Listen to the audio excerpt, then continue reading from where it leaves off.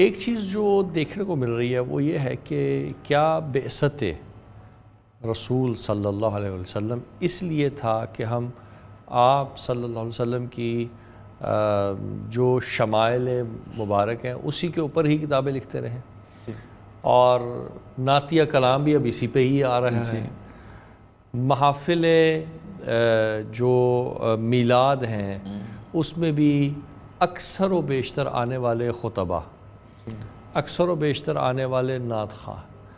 مقصد رسول کو بیان نہیں کر رہے۔ بے شک بے شک۔ تو کس حد تک ہمیں اس کے اندر اب احتیاط کرنی چاہیے، یا ہمارے جو ناظرین ہیں، کیونکہ ظاہر ربیع الاول کا مہینہ ہے، تو کوئی تذکر، کوئی ایسی سلسلہ کہ جس کی وجہ سے اب ہمیں، کیونکہ ہمیں سیرت کے قریب لانا ہے، کردار کے قریب لانا ہے، کردار کی تو ہم بات ہی نہیں کر رہے۔ بے شک، آپ نے بہت ہی اچھا کوشچن کیا، اور میں اسی طرف آنا چاہ رہا تھا جو آپ نے سوال کیا۔ دیکھیں، حضور اکرم صلی اللہ علیہ وسلم کے بارے میں اللہ تعالیٰ نے فرمایا هو الذی ارسل رسولہ بالہدی والدین الحق لیظہرہ علی الدین کلہ، کہ آقا علیہ السلام کو ہم نے اس لیے بھیجا رسول بنا کر حق کے ساتھ کہ وہ پورے دین کو، جو بھی مکمل دین تھا وہ تمہارے سامنے ظاہر کر دیں۔ اور خدا جو کہا وہ قرآن کو کہا، یعنی خدا بالہدا، یعنی بڑی ہدایت۔ اس سے پہلے تورات کو، انجیل کو، زبور کے بارے میں بھی قرآن پاک نے کہا ہے کہ نور و ہدا، لیکن الہدا، بڑی ہدایت جو ہے وہ آپ کو قرآن کی شکل میں دی۔ سب سے بڑے رسول، قائد المرسلین آقا علیہ السلام آپ کو عطا فرما دیے، اور یہ احسان بھی جتایا کہ اللہ تعالیٰ نے قرآن پاک میں نے اپنا محبوب آپ کو عطا فرمایا۔ جی، اب دو چیزیں ہیں، ایک ہے حضور اکرم صلی اللہ علیہ وسلم کی جس کو ہم ڈسکس کرتے ہیں، وہ بھی کرنا چاہیے کہ حضور اکرم صلی اللہ علیہ وسلم کے شمائل کا ذکر کریں، حضور سے محبت کا اظہار کریں، حضور اکرم صلی اللہ علیہ وسلم کی کریکٹر کو ڈسکس کریں، حضور کی جو سراپا ہے اس کو ڈسکس کریں۔ تو لیکن ایک ہے حضور کا مشن، حضور جس مشن کے لیے آئے تھے، وہ مشن جو تھا وہ یہ تھا کہ انسانوں کو ہدایت مل سکے، انسان راہ راست پہ آ سکے، انسان اللہ کے پیغام کو سمجھ سکے، اس پہ عمل کر سکے، اپنی دنیا و آخرت کو سنوار سکے۔ اور حضور اکرم صلی اللہ علیہ وسلم کا وہ جو 23 سالہ دور تھا وہ اسی مقصد کے لیے تھا کہ حضور صلی اللہ علیہ وسلم نے بے شمار مصائب کو برداشت کیا، بے شمار جو ہے آپ نے جو اپنا ایسی لڑائیاں مول لیں اس مشن کی خاطر۔ اور حضرت ابو طالب جو فرماتے ہیں کہ ان کے سامنے جو حضور نے فرمایا صلی اللہ علیہ وسلم نے کہ بھی میرے ایک ہاتھ پہ چاند رکھ دو، ایک پہ سورج رکھ دو، میں اپنے مشن سے منہ بھر بھی جو ہے وہ پیچھے نہیں ہٹوں گا۔ تو یہ وہ چیزیں تھیں جن کو آج اپنانے کی ضرورت ہے۔ تو وہ حضور اکرم صلی اللہ علیہ وسلم کی، باقی آپ کی بات درست ہے کہ آج محافل کو دیکھا جاتا ہے، تو ایک اور بھی آپ دیکھیں گے ڈاکٹر صاحب، آپ کی بھی مشاہدے میں ہوگی یہ چیز کہ ساری رات جو ہے وہ محفل چلتی ہے۔ جی، اور آپ نے بھی بتایا نا خطبہ، سر خطبہ تو اس وقت آتے ہیں جب کھانے کا ٹائم ہو جاتا ہے، لوگوں کو نیند آ رہی ہوتی ہے، اور لوگ کہتے ہیں کہ کب جو ہے عالم دین ہماری جان چھوڑیں گے اور ہم کھانے کی طرف جائیں گے۔ اس سے پہلے جو 4 سے 5 گھنٹے کا جو وہ ٹینور گزرتا ہے،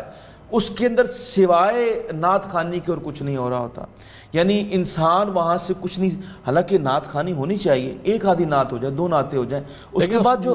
پیغام نہیں ہے، پیغام نہیں ہے۔ تو نعت چلے شمائل والا بھی آپ کلام پڑھ رہے ہیں تو کم از کم اس کے بعد جو علماء ہیں، خطباء ہیں، ان کو سنا جائے، وہ بھی وہ بیان کریں جو حضور کی سیرت سے منسلک ہے، حضور کے مقصد سے منسلک ہے، جس کو اڈاپٹ کرنے کی ضرورت ہے۔ دیکھیں نا، اسی بات پہ اعتراض ہوتا ہے، دیکھیں ہمارے مسالک ہیں، مختلف مذاہب ہیں، تو وہ جو ایک مسلک کا بندہ ہوتا ہے وہ اس میں سے اسی چیزوں کو جو ہے وہ ڈرائیو کرتا ہے کہ بھئی یہ دیکھیں یہ کیا ہے، یہ تو پیغام مصطفیٰ صلی اللہ علیہ وسلم نہیں ہے۔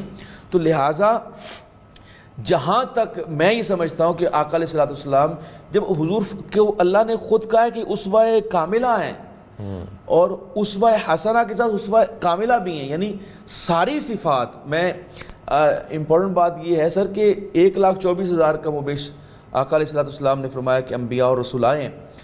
آپ دیکھ لیجئے کہ اگر ایک صفت بھی ایک نبی کی بھی حضور میں ہو تو 1,24,000 صفات بنتی ہیں جی، جو آقا علیہ السلام میں، اور اس سے کئی گنا آقا علیہ السلام میں صفات موجود ہیں۔ تو لہٰذا حضور اکرم صلی اللہ علیہ وسلم یہاں آئے انہوں نے اپنا مشن چھوڑا، اور آپ صرف لیڈر نہیں تھے، بلکہ لیڈرشپ یہ نہیں ہوتی، وہ ٹام پیٹرز کہتا ہے کہ leaders can't create followers, they create leaders. تو آقا علیہ السلام صرف یہ نہیں کہ خود لیڈر تھے، بلکہ وہ لیڈرشپ ایسی تھی جنہوں نے بدوؤں کو اور ایک عام لوگوں کو آپ نے صحابہ بنا دیا، اہل بیت بنا دیا، اور پھر ان کو اس مقام پہ پہنچایا کہ وہ سارے کے سارے لیڈر تھے۔ وہ جتنے بھی 1,24,000 تھے یا 1,44,000 یا اس سے بھی زیادہ کی تعداد آتی، وہ سب کے سب لیڈر تھے، اصحاب النجوم، تمام صحابہ ستاروں کی مانند تھے۔ تو کہنے کا مقصد یہ ہے کہ حضور ایک مشن لے کر آئے، اس مشن کی آپ نے تکمیل فرمائی، اور اس مشن کو آگے جو ہے وہ جنریٹ کیا، اور آگے ایک جماعت بنائی جو اس مشن کو لے کر چلے۔ آج انفارچونیٹلی وہ جو مشن تھا جو آقا علیہ السلام کا، وہ ہمیں کہیں ہم نے یا نادانی کے اندر کہہ لیجئے یا جان بوجھ کے سامن کہہ لیجئے، ہم نے اس مشن کو پس پش ڈال دیا اور صرف حضور اکرم صلی اللہ علیہ وسلم کی شمائل اور آپ کی حمد و ثنا جو ہے اس کے اوپر فوکس کر لیا ہے۔ میں یہ سمجھتا ہوں کہ آقا علیہ السلام کی حمد اس سے بڑھ کر کیا ہوگی کہ ہم حضور کی کسی ایک سنت کو زندہ کر لیں، کسی ایک سنت یعنی ایک محفل ہو، اس میں ایک کمٹمنٹ ہو جائے ناظرین کو کے ساتھ، حاضرین کے ساتھ، کہ بھائی آج ہم اس جو ہے وہ سنت کو زندہ کر کے اٹھیں گے۔ تو یقین مانیے کہ معاشرے کے اندر جو وہ تمام چیزیں جو آج زبوں حالی ہے، انحطاط ہے، ڈکلائن ہے، تنزل ہے، وہ ختم ہو سکتا ہے۔ یعنی آپ دیکھیے نا، میں صرف ایک ہی چیز جو سب سے زیادہ اس معاشرے کے لیے ضروری ہے وہ یہ ہے کہ ایک لفظ ہوتا ہے انٹیگریٹی، جو انگریزی زبان میں بولا جاتا ہے، یعنی جس کو آپ کہہ سکتے ہیں سچائی اور امانت، ایمانداری، یعنی کاملیت ہونا، کسی چیز کے اندر منقسم نہ ہونا، کسی چیز کی تقسیم نہ ہونا۔ ایک انٹیگریٹی کے ساتھ آقا علیہ السلام نے اپنی زندگی کو پیش فرمایا، 40 سالہ زندگی کو۔ اور امپورٹنٹ بات یہ ہے کہ حضور صلی اللہ علیہ وسلم نے ڈاکٹر صاحب ایک مستشرق کی میں نے بات پڑھی کہ اس نے کہا کہ جی وہ تو حضور کے فالورز تھے، تو جو حضور کہتے تھے تو ان کے اوپر لبیک کہنا تو وہ تو ان کے لیے آسان تھا۔ تو میں نے اس بات پہ غور کیا، اور یہ تمام علماء نے بھی کیا ہے، کہ حضور اکرم صلی اللہ علیہ وسلم کی کریڈیبلٹی، حضور کی انٹیگریٹی کو پہلے باور کروایا گیا، پہلے بتایا گیا۔ وہ 40 سالہ زندگی حضور کے فالورز کے سامنے نہیں تھی، وہ ایک لے مین کے طور پہ، ایک ذات کے طور پہ، جیسے آج انہوں نے حضور کو صادق و امین مانا ہے،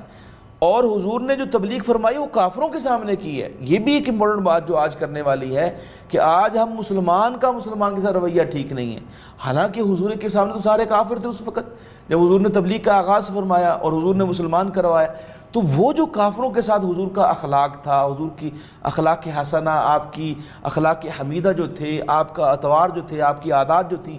وہ لوگوں کے سامنے تھی، ان کو فالو کرتے ہوئے لوگ مسلمان ہوئے۔ تو لہٰذا سیرت کا جو سب سے اہم پہلو ہم منہا کر چکے ہیں، چھوڑ چکے ہیں، وہ یہ ہے کہ حضور نے اپنی عادات و اطوار سے، اپنے اخلاق سے جو ہے وہ لوگوں کے سامنے اپنی ذات کو منوایا ہے۔